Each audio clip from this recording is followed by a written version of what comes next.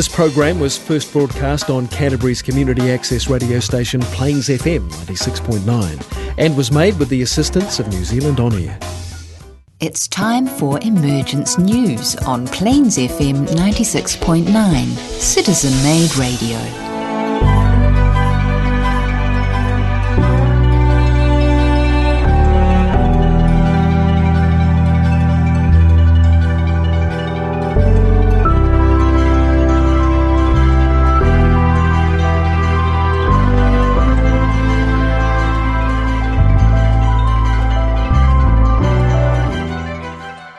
Tēnā koutou, greetings and welcome from Plains FM and the team here on Emergence News. This is our final programme for 2019, and what a year it's been, both personally, nationally and globally. I think many of us are coming to the end of the year feeling emotionally battered and physically tired. The energies of the new age need adjusting to, and the transitioning into a new consciousness takes a lot of energy on every level of our being. Our role here on Plains FM is to try and give some perspectives from a higher source than the man-made commentaries we are bombarded with daily. We draw from the esoteric wisdom teachings that have been handed down for our guidance and support at this critical time in humanity's evolution. We are literally birthing a new age, and that it is dark and messy and exhausting, there is no doubt. However, it is also full of hope and can be exhilarating and exciting if we can focus on all the good and amazing changes that are happening worldwide. We know that there is a great light shining on the affairs of men, and this is revealing all the dark and dirty deeds that humanity is capable of. It also brings the dross and darkness of us as individuals into the full light of day. This is because Maitreya, the world teacher for this age, is living among us as a man among men. He wields the sword of cleavage, which polarizes family units, national interests, and global concerns. This is all necessary for the casting away of our illusions and glamours. We need to be able to see what we are dealing with before we can transmute it into something more fit for purpose for this coming golden age. Have no fear, my friends, this world is on its way. Maitreya is here with a group of highly evolved masters who are working in every sphere of human endeavour to inspire, support and galvanise those who long for a new world and a new way of being. So welcome to Peter and John. Hello, Shafia. Hi, Shafia. And we're going to be just taking a retrospective look at what has happened in 2019.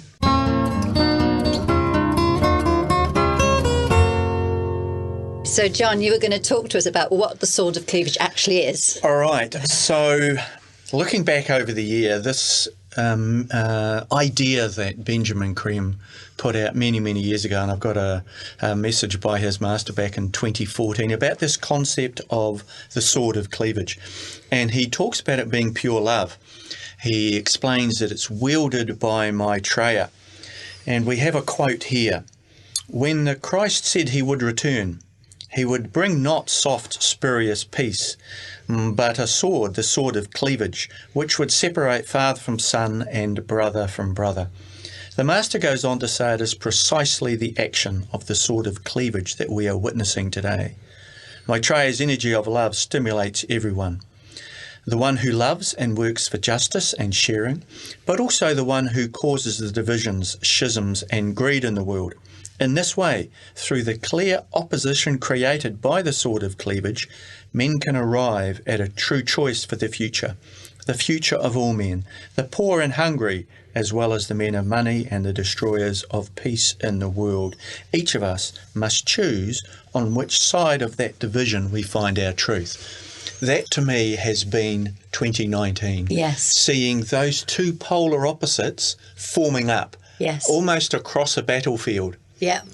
One side we have those that want to retain the old energy, the old ways, I'm all right, individualised power, power in the hands of a few. And on the other side, we have those that are standing up and saying, it's not working, we need to change, we need to be inclusive rather than exclusive. That is the battlefield that we find ourselves witnessing. So how do you think we're doing as a world? I think we're in a mess. Yeah. I think your intro was spot on that there's some really good stuff happening. Yes. I think also that the mainstream media is probably not that interested. in the change and difference that's going on the planet, the good news that's coming through, because generally, and in my opinion, the world media is owned by the group that wants things to remain. Yes, that's right. Oligarchy. 9 corporations own most of the media on this planet, and they are the wealthy and the elite and the privileged, and they want to keep it that way. And we've really seen the influence of that this year, haven't we? Some incredibly destructive, dishonest reporting by, and I'm using the term loosely because I know there's some fabulous journalists out there, but by media who... The mainstream media. Mainstream media who clearly have a bias and clearly have an agenda that they want to promote. Can I just read you this quote by Malcolm X, which he said 50 years ago? He said, "The media is the most powerful entity on earth.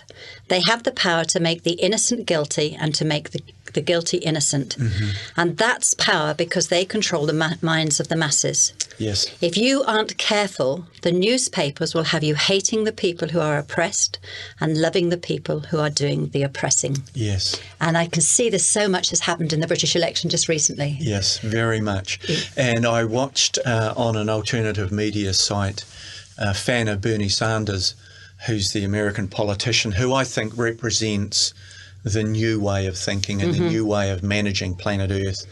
And they put together some clips. So there was a clip of media mainstream denigrating Bernie Sanders, and then Bernie Sanders giving a speech saying exactly the opposite. Yes. And this fan of Bernie's had put together this clip, which went on for several minutes. Mm-hmm. So Bernie would say the sky is blue and the grass is green, and the media would report Bernie's the devil incarnate. He's saying the green is brown and the sky is black. Yes. It was just so obvious and so destructive that if you're sitting at home watching TV, you're beginning to think that a very good man like Bernie Sanders is not a very good man at all. Yes, and this is the same for Corbyn in the UK. It's awful.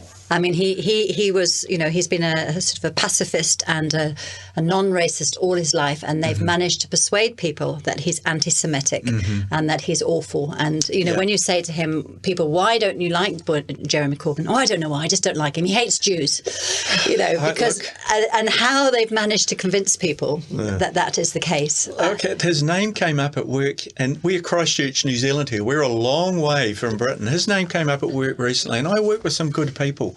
And they all went, "Oh my God, he's the worst thing that could happen. We don't want him getting..." And I just went, what do you know about him? Yes. Absolutely zilch. Nothing. No. So you're absolutely right, Shafir. The role of the media in our current malaise on this planet has been really destructive. Yes, very destructive. And we can see this far-right governments taking over, can't we, from in many countries. So we've got America, UK and Australia all run by far-right governments, and Brazil as well. Yes. What does that say for the climate? Well, exactly, because, you've got the CIA trying to do right-wing coups again. Venezuela, they tried, they misfired a wee bit there, but Bolivia they've achieved. And that will put climate change on the back burner. That will. And so we always must do the opposite of this. So, who are the champions now then? Who do we, for the people of the year, who do you think they are? Well, we talked about it earlier. I would say it would have to be Greta Thunberg, somewhere in the mix. I've been extremely impressed with Bernie Sanders and his ability to stay on topic and to keep banging the same drum that he's been banging for 40 years.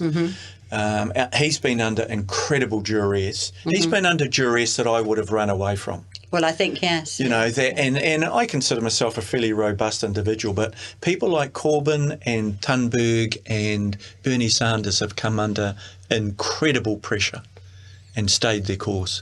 Yes. They're true heroes, really. They are true. You don't have to agree with what they're saying, but their ability to stand fast has been very impressive. Definitely. What do you think, Peter?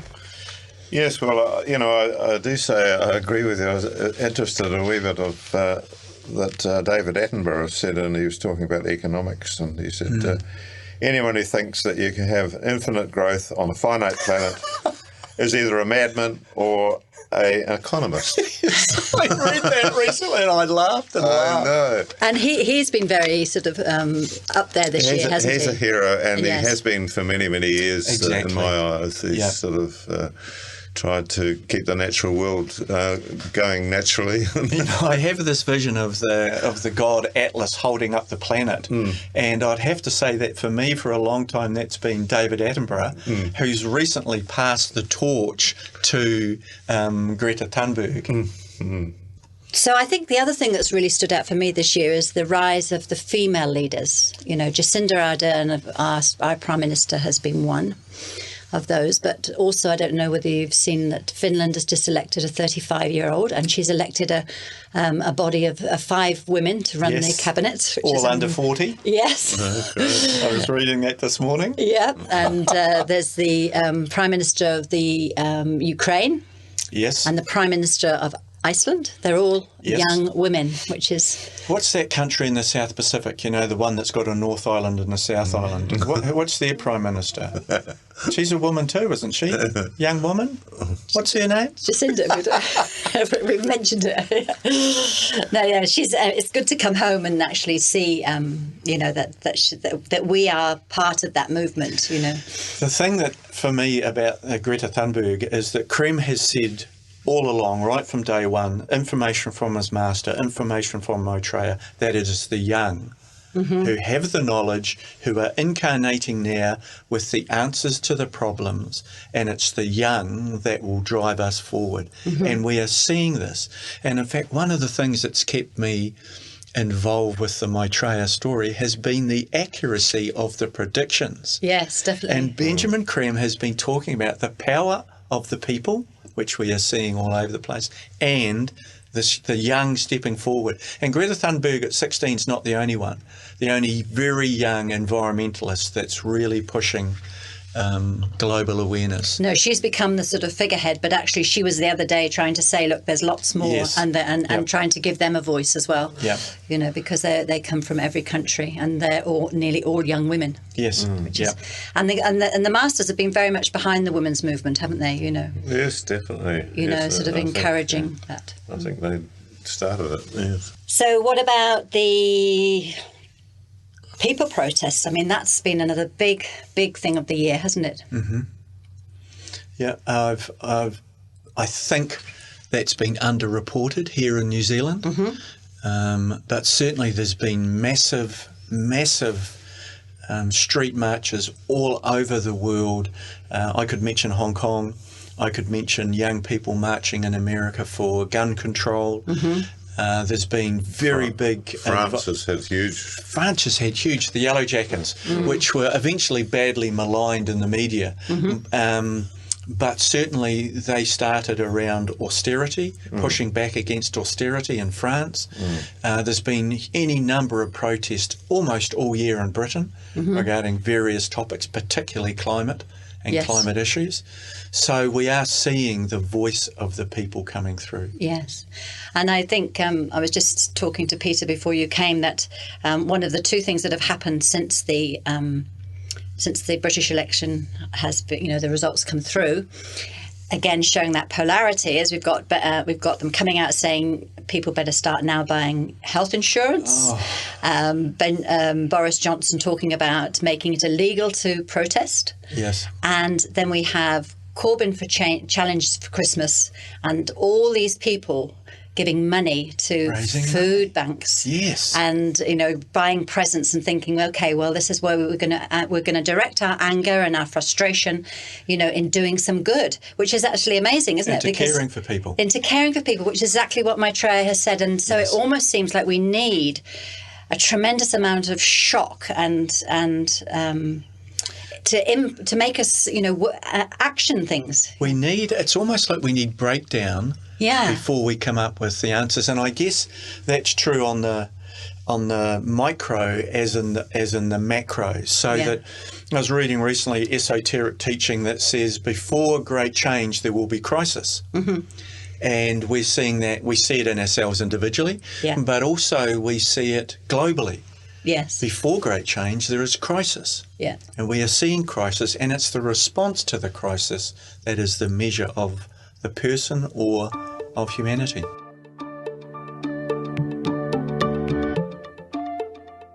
So let's talk about, what's happened to New Zealand. What are the standout things for this year that's happened in New Zealand? What do you think it is, Peter, for you? Yes, well, definitely we've had that horrible massacre, and but relatively good response from the people, and the heartfelt sympathy and understanding, and people going out of their way to be non-racist and non-critical. Yes. And I think they've definitely. There's been a huge change there, hasn't there? There has, yeah. And, I know a lot of people won't like the guns being taken away and that sort of thing, but I do think in this day and age there's a lot less need for them. I mean, I don't deny people like to use them for sport and that sort of thing, and fair enough, but... but they haven't. The sports one haven't been taken away. It's just the automatic weapons, isn't it? The military grade. The military grade. Yeah. Yes. So, I've been in the army myself, and I know the SLR that we used to use was a very powerful weapon, and no need. I mean, if you're a sportsman, you actually don't need that. You could go in there with a knife or a bow and arrow, or if you're a real sportsman, or a single shot shotgun, isn't it? Yeah. We don't need semi-automatic military grade weapons in the hands of civilian population. No, that was never their design or intent. No, that's it's commercialisation that's pushed them into the hands of civilians. And what an example that within a month that had been enacted in here in our Parliament, and with agreement across the board, which is sort of so unusual, isn't it? Yes, it is. It was I think those two events in New Zealand showed sort of cleavage once again, because the massacre appalled most people, and they took that stance and reacted with goodwill and good heart, but there were some people who understood and justified the gunman's actions. Yes. So we had that polarity coming through between the sort of cleavage between I need to be behind my fence and wall and protect myself from the changes and whatever's going on planet Earth, and the other side is saying we need to embrace diversity, we need to embrace change. It is an ingredient of life. And I think the great thing for New Zealand was that side of it won, didn't it? That that heartfelt response, that was felt over the whole country. Yes, and it was certainly, the media was on side, if you like, over that event. Yes. I felt. Whereas so many other events, they've been offside. Yes. But, they were for the people, and they were embracing them. One of the things that I did get angry about regarding this firearms buyback, which is an exceptionally good idea. So I've heard mainly good news about it. One of the things that really got my eye up is the NRA, the National Rifle Association of America, becoming involved in our arms debate here. Yeah. That they were starting to supply information and media packages and ideology to some of the firearms people here who didn't want to give up their firearms. Yes. And I thought we have to be very careful about that sort of interference coming into a gentle, high-quality democracy like we're trying to practice here. Yes. We need to guard against that. Yes, we need to take lessons from what is happening around the world, and not allow it to happen. We need to push back. We do. Thank you very much for your opinion, but we don't need it here. Yes, and keep these organisations out of our politics. We're a democracy, and the NRA can take their money and just stay away. Thanks. Really frustrating. Really good news about this firearms buyback, though, and once again, Peter, it's demonstrating how Kiwis respond to a good idea. And aren't we a third-ray nation? Yes. We are a third-ray nation. So, intelligence. Yes. A very good friend of mine works in the firearms industry, ex-military, has a massive collection of military firearms. Took them to the police station, handed them over, and got a really good price for them. And so he was satisfied. Yes. He didn't really want to give up his weapons, but he understood the process. But because he got good value for his weapon collection, it satisfied another aspect of the economic side of it. You know how Kiwis need that, Yes. good value for tax dollars spent kind of idea. Yeah.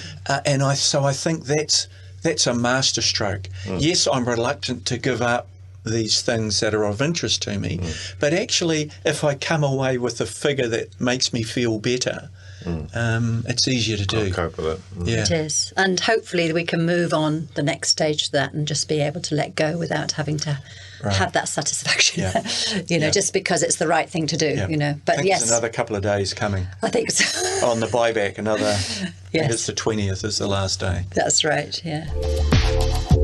This is the Emergence News on Plains FM. For more information, go to shareinternational.org. So, Peter, what does the Master say? We've used him a lot this year. Has he got any words for us? Yes, well, it's headed up Humanity's Choice, and it's by the Master through Benjamin Creme. And he says, on all sides there is evidence that the old order is crumbling.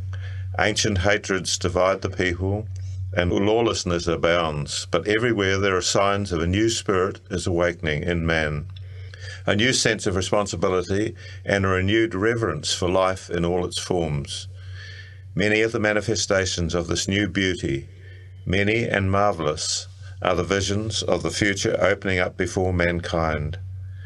Man stands as yet on the threshold only of a new beginning, yet as always the signs of progress are there for those who have eyes to see. We are witnessing now a polarisation which is forcing humanity to choose. So fearsome are the dangers in the present modes of living that the spirit in man revolts and searches for a new way of being. In this way is man brought to the recognition of the will of God. Behind all stands the plan, embodying that will, and knowingly or not, men are now ready to implement that plan.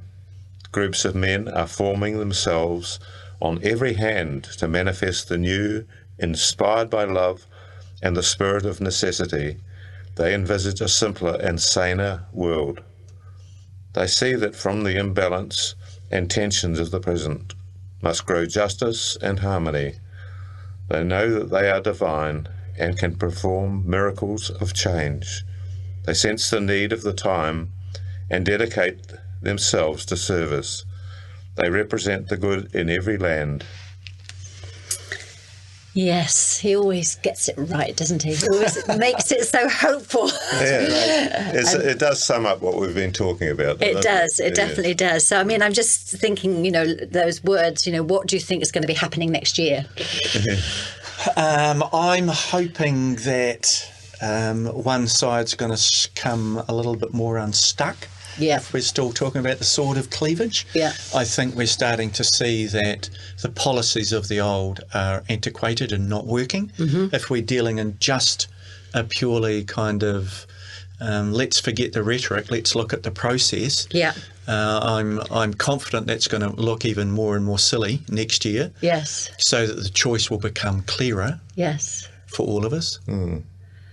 I hope so. I do too.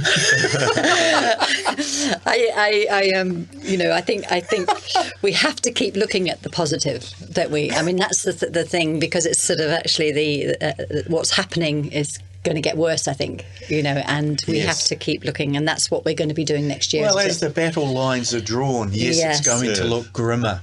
Yeah. However, I'm a big believer in the tipping point. Yeah. And I think we're past the tipping point.